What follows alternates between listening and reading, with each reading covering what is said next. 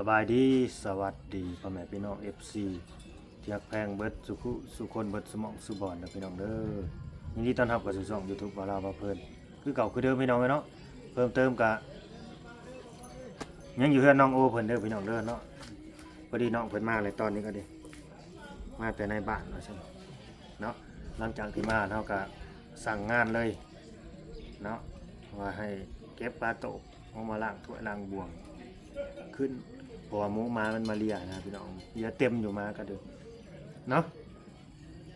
สิแหละมันแบบว่าเพื่อนแบบเฮาบ่มีอีหยังก็เจออย่างหนึ่งก็บ่มีหัวมีห้าวบ่มีหยังแล้วมันก็เลยสัตว์สาวราสิงนี่มันเข้าง่ายออกง่ายเนาะนะก็ได้สำนีก็ย่อมือสาธุนำเลยนะพี่น้องเนาะย่อมือสุดศอกบอกว่าขอบคุณหลายๆเลยแหละเนาะสำนีก็ดีว่าผู้รักผู้ใหญ่เพิ่นว่าให้เฮ็ดโต๊ะเฮ็ดตั้งได้เลยมันอยู่โบราณ เฮ็ดบ่ได้บ่ เฮ็ดได้ ไม่พ่อบ่ ว้าย เฮ็ดก็ไม่สิพ่อเนาะบางทีนี่ขึ้นไปเก็บของให้แล้วก็เสี่ยวเข่านี่เมื่อเกลือเอาโอเคเอาสบายดีสบายเสี่ยวเข่าเมื่อเกลือไก่เกลือเป็ดเกลือเฮ้ยเกลือไก่เกลือหมูนำหั่นน่ะข้าวเย็นมันเหลือหลายเด้คือบ่ให้ชาวเทืองเอาไปอุ่นกินนำนี่ว่าบ่ชาวเทืองก็ดีเขาเขาแห้งที่แรกนะบ่ได้บอกยายนี่เพราะว่าเราบ่อยู่เนาะแล้วหากะมานี่แล้วว่าร้านเราเป็นไข่ยุ่งแล้วว่าเกือบตุยแล้วว่าร้านเรานั่นมีอยู่บ่แนวคัดแนวถูฮู้อยู่บ่วิธีล้างนี่ฮู้เนาะคันฮู้แหละสิบอกของโฟมแนวทงอ่ะนะขยะนำมาใส่โลดทีแรกเฮาคิดว่าย่านบ่พอพี่น้องก็สิซื้อมาเพิ่มอีกเนาะของโฟมเนี่ยว่าสิซื้อมาเพิ่มอีกได้ซื้อมา3แถวมาแล้วก็เอามา2แถวก็ยังเหลืออยู่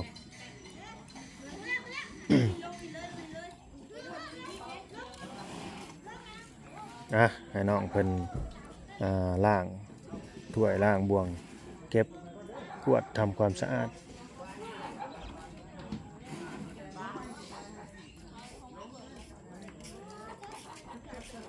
ลืมบอกเนาะทางเข่านะขึ้นหน่อยทึ่งหน่อยแล้วเนาะทางดำนะฮะทางเข่านะขึ้นหน่อยทึ่งสบายแต่ลูกชายบ่าวเล่าไม่ได้สอได้ซนน้ำไผ่เล่นอยู่ผู้เดียวพี่น้องเลยเนาะเล่นอยู่ผู้เดียวดินทรายฮะไม่ได้สอได้ซนน้ำผู้ได้ใส่ชีวิตแบบสบายหมอนี่มีกะเล่นบ่มีกะบ่เล่นบ่าวแสนโชคดี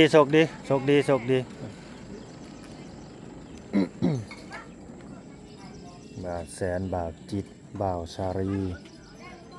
ถามมาหาน้องโอมื้อนี้ได้กินข้าวอยู่บ่วะถามบ่าวจิตกับบ่าวชาลีได้กินข้าวอยู่บ่ว่ามาหาน้องโอได้กินอยู่เพิ่นน่ะ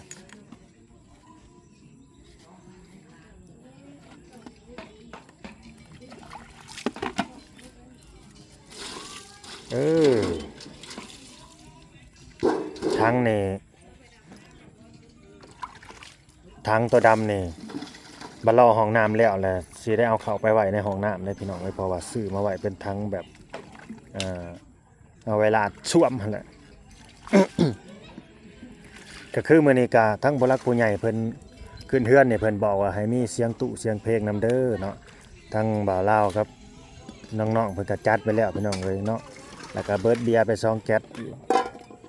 เนาะอันนี้ว่าตรงๆได้พี่น้องเลยเนาะเบิร์ดเบียร์ไป2แก๊สบ่ได้เหลือไว้ให้ผู้ใหญ่บ้านนำบ่เหลืออยู่บ่ให้แล้วบ่สร้างเจเด้ยังบ่เห็นหน้าสร้างเจสร้างเซตัวแรกนี่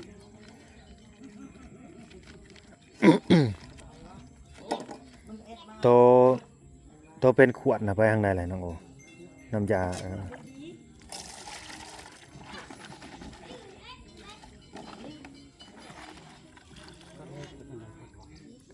นี่เด้นี่ฟอยตัวนี้แล้วตัวนี้คัดก็ออกแล้วสำนี้ได้ดูล่างตัวนี้ก่อนนี่ล่างกระโตกนี่ขึ้นแล้วเขาก็ล่างถ้วยมาวางใส่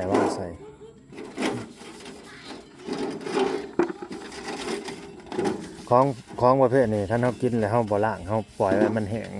ไว้ก้ามไปกับล่างยากแล้วมันก็สิขึ้นล่าได้บาดนี่เป็นสนิมประมาณนั้นแหละ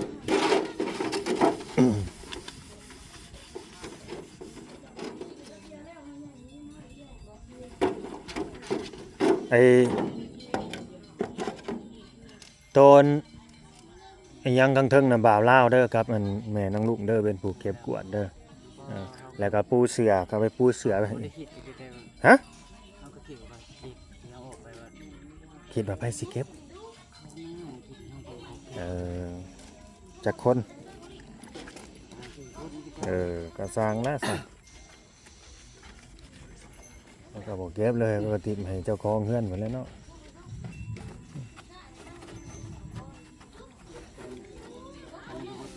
ถ้าเป็นไปได้เฮือนนี่บ่ให้ทิ่มให้ปลาเด้อให้ได้นอนเฮือน3 คืน3 คืน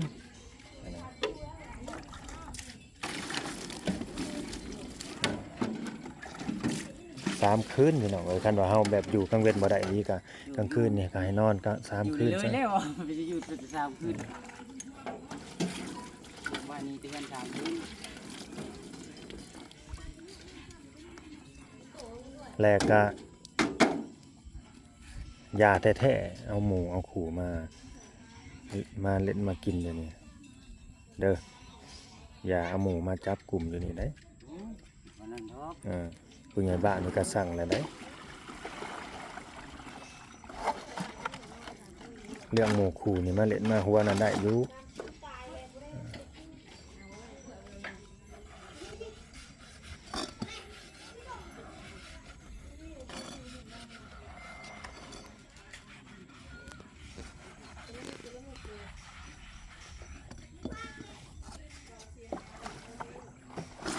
แต่อยู่ในป่ามันมีบ่อนทิ่มขยะบ่นี่บ่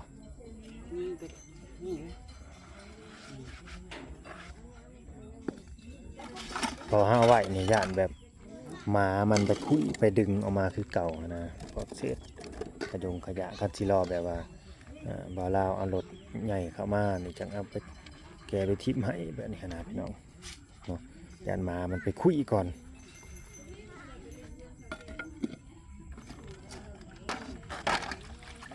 จูดบ่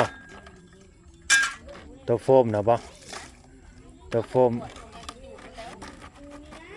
จูดก็ได้คือกันจูดกับไม้เก็บจูดได้ก็ดีคือกัน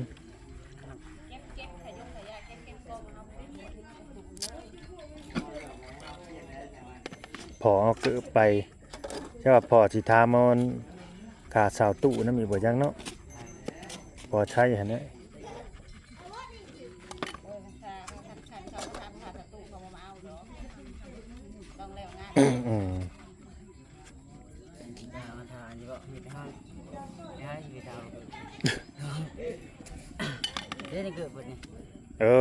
เปลี่ยนกันแบบเอาง่ายๆซะแบบว่าลงเนาะลงเกิดเจ้าของ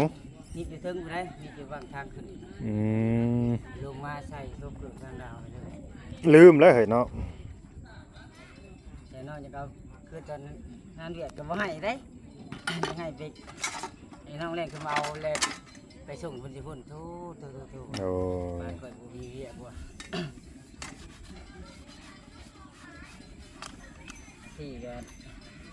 เพิ่นเป็นผู้เอาไปเนาะแม่นก็ต้องมาเปลี่ยนเอาสิไปเลยแต่จะได้เกิดใจได้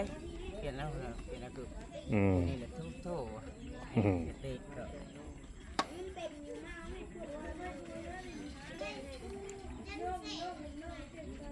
อันนี้ร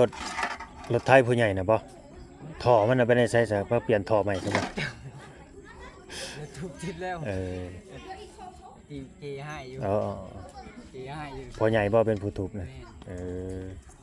มันดังพอโลเนาะ อยากไปใส่ก็บอกว่าไม่ถูกจริงเตะ เอ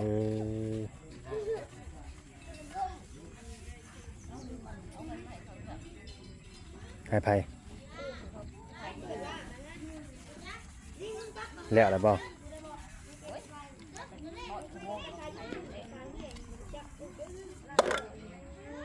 บ่ยากดอกให้มือได้ก็ได้ดอกอันนี้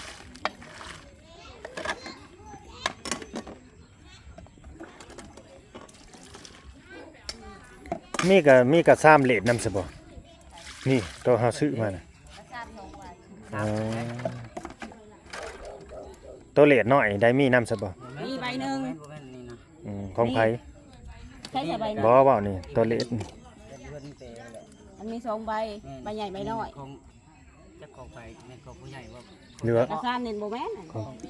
ของสาวเทืองของเจเทืองเพิ่น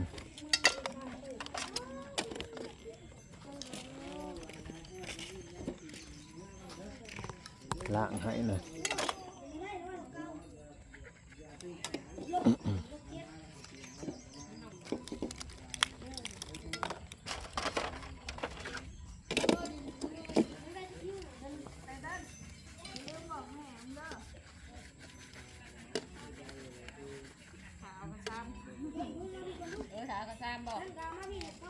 เอ้า ใคร ซ้ำดำด ใครขาว นี่ดิสีดำแล้วก็สีขาวแล้วก็มีถ้วยใบหนึงสีขาวก็แม่นบ่แม่นกระซานนั่นก็บ่ได้เบิด มีถ้วยน้ำอีก อ๋อตัวนี้นะของเขาไม่เป็นนะ อีหยังวะนี่ บ่แม่นนั่นสีขาวเด่น นะ นะ แม่นนี่ ไปเล่นน้ำกันแหละไปเบิ่งดูหาสุกกันซะบ่ไปอยู่น้ำกันแหละเอากันเลยได้หมอ2คนไปใกล้กันบ่ได้ไปใกล้กันบ่ได้ได้หมอลูกนี่สุกเลยได้นึกว่ากระซ่างปลาเพื่อนนั่นเนาะของอีกคนหนึ่ง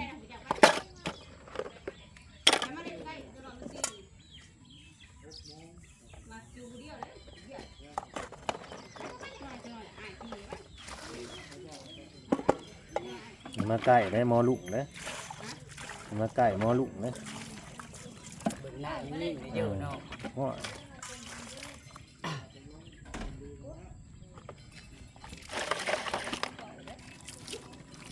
คนบ่ปากบ่เว้าได้หมอนี่น้ำลูกเว้าคนเว้าบ่หลายเว้าน้อย ได้ละลาย มาพวกนี้นำได้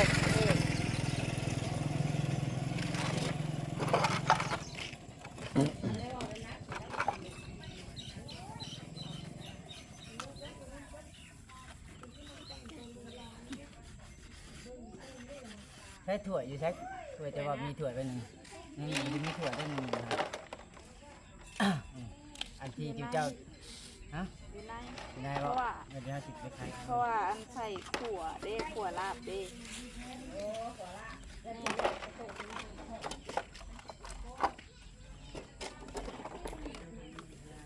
หอมถั่ว ๆ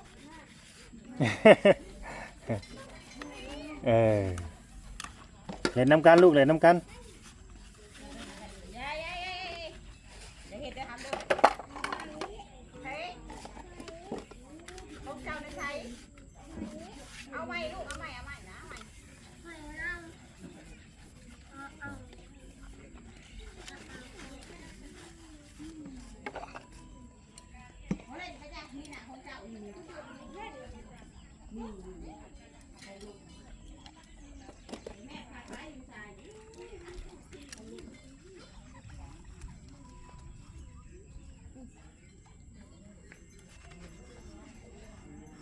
ขำลงวับวับเลยพี่น้องเลยนอนมื้อแรงนะนะโมตัสสะเนี่ยเด้อก่อนสินอนนะอย่าลืมนะโมตัสสะเด้อมันทิ่มหัวลงแล้วรับเจาะๆเลยนะเนาะขอรับขอนอนเด้อ สานเจอบุญเจอได้ดีมีแห้งนอนรับฝันดีนอนรับให้ได้เงินฝันนอนฝันให้ได้เงินล้าน ไม่ได้เงินหมื่นเนาะซื้อได้เงินแสน ออกจากบ้านให้โชคให้มาให้ลงผมเงินคุมคำเด้อนอนรับให้ได้เงินหมื่นนอนตื่นให้ได้เงินล้านเข้าไปอีกเด้อให้อธิษฐานได้เด้อนอนรับให้ผู้ขาได้เงินหมื่นเด้อนอนตื่นหมื่นให้ผู้ขาได้เงินล้านสิอย่าบ่าวลาวสิเอาเงินล้านมาให้มื้ออื่นเผื่อฝันสิเป็นจริงเด้เจ้าว่าสิได้เงินล้านอีหลีบ่จักมื้ออื่นเนาะ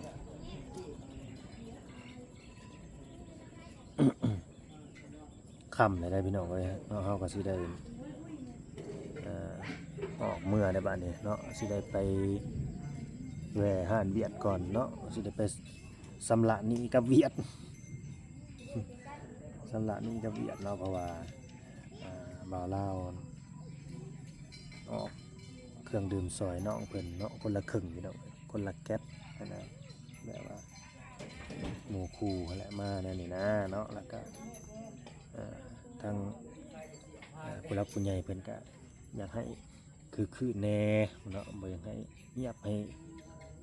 เงาแน่เนาะให้มันคือแน่นะมันเป็นงานอันนี้มันเป็นงานแบบ สิว่าเป็นงานสิริมงคลนะพี่น้องเอ้ยเนาะมันก็ต้องคือเป็นธรรมดาตอนขึ้นเฮือนบ่าวลาวแห่งบ่เว้าอันนั้นแห่งบ่เว้าเบิดหลายกว่านี้บ่เว้าเรื่องอันเครื่องดื่มนะเรื่องน้ำเปลี่ยนสีหั่นน่ะ เอาเบียร์มาหาลัง เบียร์มาลัง ยังเหลือขึ้นไป บ่มีคนกินเรือขึ้นไปอีกเพราะ ไปเหลือขึ้นไปอีกแก๊สอีกลังหนึ่งกับปลาโมงกับเมื่อเด้บ่มีใครกิน เขากินแก๊สเดียวนะลังเดียวเขากับเมื่อแล้วเบิดเด้ เปลี่ยนมันบ่ถูกเปลี่ยนลูก ลูกจะหยาดกันเลยเอาไปได้ของเขาแล้วลูกแม่บอกไม่ได้ใช่แม่บอกให้มาได้ของคอยได้ของเขาใคร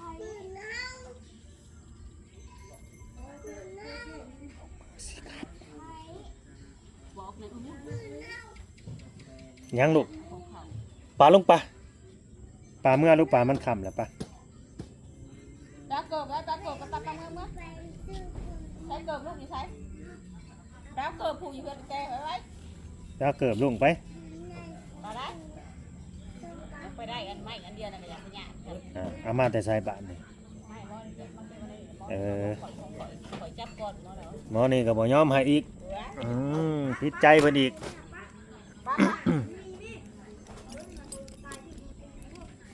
ตาเกิบลูกไป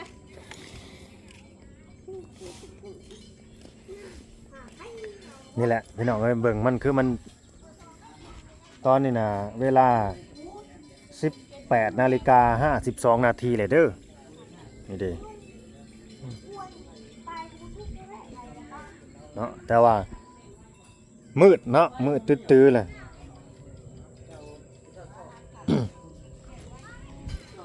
โอ้เดี๋ยวตัวนั้นมาล้างอีกมาล้างมาเก็บอีกแล้วยางก่อนฮะ สบายดี สบายดีคือจ่อยแต่น้องแต่เป็นไงคือจ่อยแท้ ยังกินอยู่บลาซุ่มกิน ฮะ ยังอยู่บลาซุ่มกิน ไปซื้อของกิน ชื่อของเปียกมาต้ม ซื้ออยู่ไส หั่นเวียดเกลือ เดี๋ยว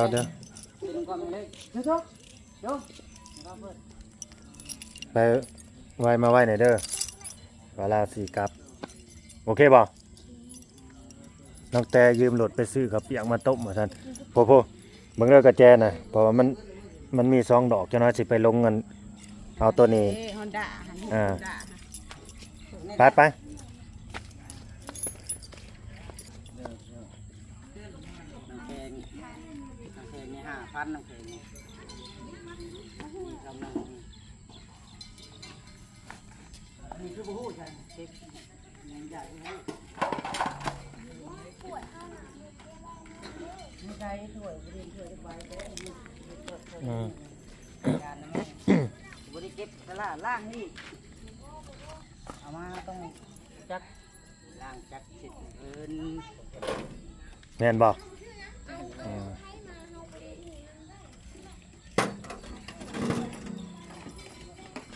ไปผู้เดียวซะบ่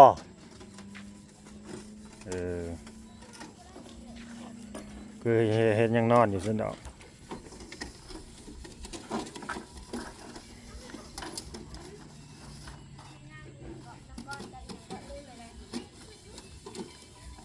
ก่อนกับจอนนี่ ก่อนกับจอนนี่ หูเลยนะ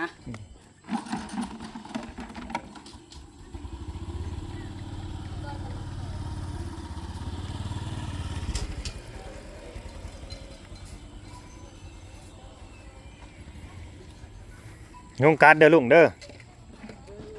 วางยุงกัดจะเด้อหำระวังเด้อน้องโอ มาลูกปะ มันมีเสื้อไข่ยุงแล้วแถวนี้เพราะว่าหมอนี่เป็นไข่ยุงไข่เลือดนอกยุงตัวเดียวมากัดอย่างนี้ แล้วก็แล้วเนาะ ตายมันก็มีลูกมันให้ได้ซะ ข่อยแห่งบ่ถือกับยุงนั่นมันบินกันยังจะไล่ตุ๊บแล้ว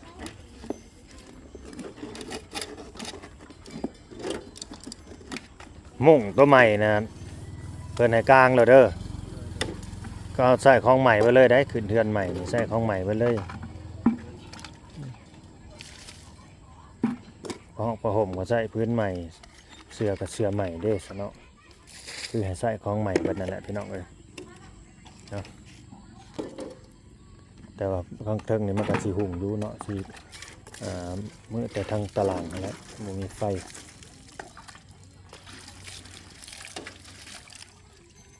กันสิให้น้องเพิ่นซื้อก็ได้ดอกไฟก็ได้ครับ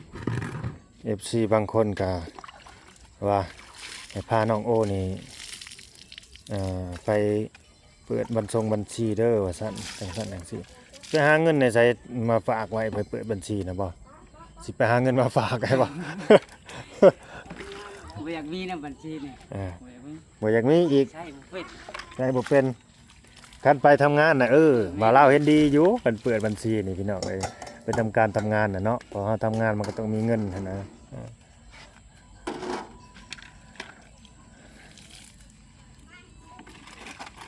คนทำงานนี่ยังไงก็มีเงินอยู่แล้วบ่มีหน่อยก็มีหลายเบิดเท่านั้นแหละบ่มีพอใช้ก็มีพอกินเบิดเท่านั้นแหละบ่ได้เป็นหนี้เป็นสินบ่ได้เลี้ยงปากเลี้ยงของ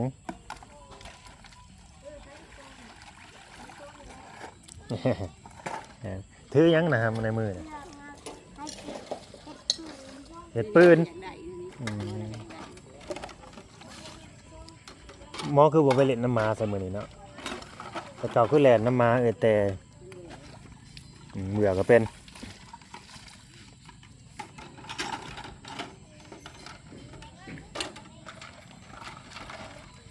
สิและเรื่องความสะอาดคือการต้องพยายามเดินน้องโอเด้อความสะอาดเนาะเสร็จแล้วเนี่ยมันสะอาดเจ้าของบ่แม่นสิใส่เกลือคือไปย่างเลาะเลยได้เติงเฮือนผ้าอันน่ะเศษพื้นก็มีให้น่ะทอดอยู่หลุมพี่ขึ้นไว้แล้วก็เศษไปพุ่นอันน่ะต้องเน้นความสะอาดเนาะสิ่งสำคัญ1เรื่องความสะอาด2แล้วก็เรื่องความรับผิดชอบสิ่งของหักแพงสิ่งของประมาณนั้นต้องเฮ็ดให้ได้ตัวนี้ก็สิได้จบคลิปไว้สำนี้แหละพี่น้องเนาะสิรอทางน้องเพิ่น2คนน่ะก่อนเนาะอ้าวสบายดีเนาะสบายดีเข้าบ่น่ะเข้าบ่ พูด ข้าวปุ้นแล้วว่าเข้ากันว่าเข้าแหละห่วยมาลาวสิเอาเมื่อเกลือไก่ใส่ถุงยางเมื่อเกลือไก่เนาะพี่น้องเนาะดีกว่าสิทิ่มเสียดายได้อเฮ้ยสงสารชาวไร่ชาวนาสงสารผู้เพิ่นนั่นฝากเงินมาให้เนี่ยแล้วเนาะกลัวเพิ่นสิหาเงินได้แต่ละกีบแต่ละบาทแต่ละสลึงเนาะต้องเห็นคุณค่าของมันก็สงสารชาวไร่ชาวนาแหละพวกเขาหลังสู่ฟ้าหน้าสู่ดินกว่าสิได้เข้ามาเนาะโอเคเด้อพี่น้องเด้อเนาะขอบคุณFC ผู้ใดที่เข้ามาเบิ่งมาชมตั้งแต่ต้นจนจบคลิปเนาะก็ขอให้อยู่ดีมีแห้งให้โชคให้มาให้ร่ำให้รวยกันเด้อพี่น้องเอ้ยเนาะให้ร่ำให้รวยเนาะอยู่ดีมีแห้งอายุมั่นขวัญยืนเนาะทั้ง FC ทั้งผู้เก่าแล้วก็ผู้ใหม่เด้อเนาะแล้วก็ทุกๆคนนั่นแหละที่ติดตามที่หักที่แพงบ่าวลาวให้กำลังใจบ่าวลาวเนาะมีแต่ความสุขกายสบายใจเด้อพี่น้องเด้อเนาะสบายดี